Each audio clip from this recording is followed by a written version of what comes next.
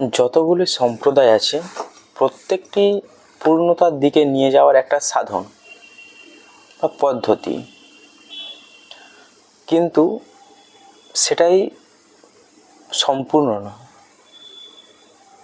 ধর্ম যেটাকে তোমরা বলো, ধর্ম তো একটাই, যেটাকে আমাদের বৃদ্ধির পথে নিয়ে যায় বা সত্য পর্যন্ত পৌঁছে দেয়।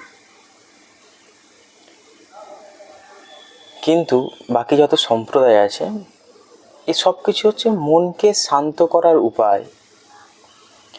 বিভিন্ন বিভিন্ন কথা বলে, কেউ মুক্তি বলে, কেউ ঈশ্বর প্রাপ্তি বলে, কেউ ভগবত প্রাপ্তি বলে, বিভিন্ন যারা আছে বিভিন্ন রকম বলে, কিন্তু অ্যাকচুয়াল উদ্দেশ্য হচ্ছে পূর্ণতা। আমাদেরকে সেই পূর্ণের দিকে যেতে হবে, অর্থাৎ যেখানে গিয়ে কোনো চাহিদা বা কামনা বাসনা অ্যাকচুয়াল রূপে না থাকে।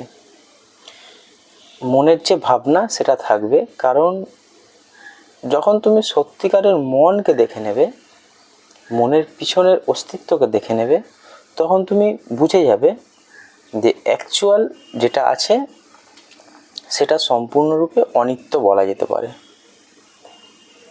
যার কোনো অস্তিত্ব নেই। এবং যখন তোমার মনে সেই ভাবনাগুলি উঠবে, তখন তুমি তোমার নিজের থেকে আলাদাভাবে সেটিকে দেখতে শিখে যাবে।